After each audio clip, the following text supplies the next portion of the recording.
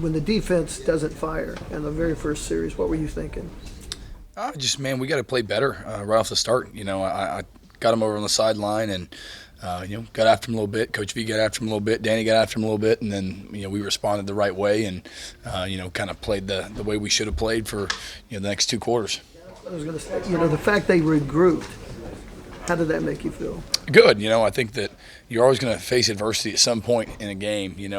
I told him beforehand, I said, I've been the other team that was the underdog coming in and won, and on a spot where we were counted out or shouldn't have been there. And, they obviously, man, they're going to come out and give you we're Oklahoma. You're going to get everybody's best shot every time. And so just the ability to respond to something that's not new but is nice to see always. And the reality is we'll face adversity again, in the games remaining in the season, and we respond the right way to that. Zach, that's 3 games in a row where the opponent scored a touchdown in the opening drive of the game. How do you put your finger on that, though, to come out strong in that first possession? Yeah, I think that a couple of it showed us some new things maybe we hadn't seen, hadn't worked on, and then just details, is prepared as we get out there and have an opportunity that, man, you got to execute with the details of the things that we've seen and we've done. And, sometimes the environment and we're playing a game, we get adrenaline rush, and we just got to calm down and do what we're supposed to do. Robert got the fumble recovery today and the forced fumble.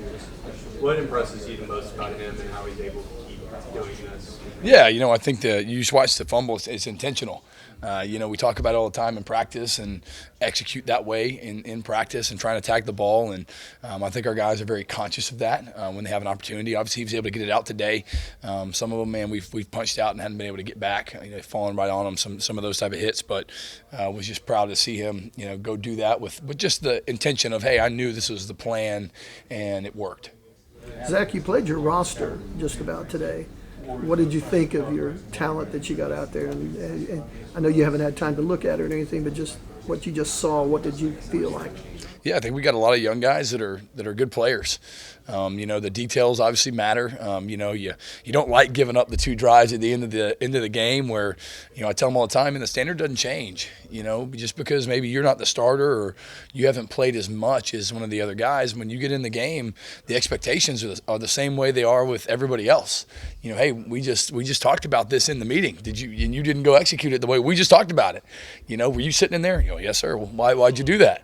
And so just a little bit of the, youth shows through. But, man, we have a lot of talented players and that are going to be really, really good and, just excited for the future of the team. Yeah, as well as Eli Bowen was playing earlier in the season, it seems like he just got better week by week. What's impressed you about his progression throughout the season? Just the consistency and accountability. He doesn't just every single day, he takes notes like I would type things. It's just that detailed and written out that way and, just incredibly well structured. And the little habits show up in how you play and how you prepare. And the more game experience he gets, the better he's going to be because he's seeing more concepts, seeing more releases, seeing more, offensive plays, and that just helps build a catalog of, things you remember and ways you play certain, plays and certain techniques.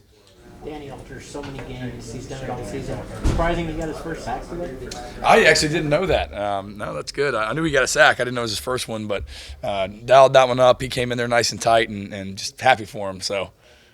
It seemed like Maine was breaking the huddle kind of late and then trying to snap quickly and catch you guys off guard. You guys were huddling also. Was that an adjustment to what Maine was doing? How do you guys kind of respond to that? Yeah, I think that if they're going to huddle the same way, everyone wants to turn this into the NFL now, and we'll huddle too. And I can talk to the guys, and I can have Danny give them, tidbits and reminders, things like that in the huddle, and the call, obviously, whoever the green dot is out there, that is, and so we just did that as a response to kind of, the way the game is kind of moving.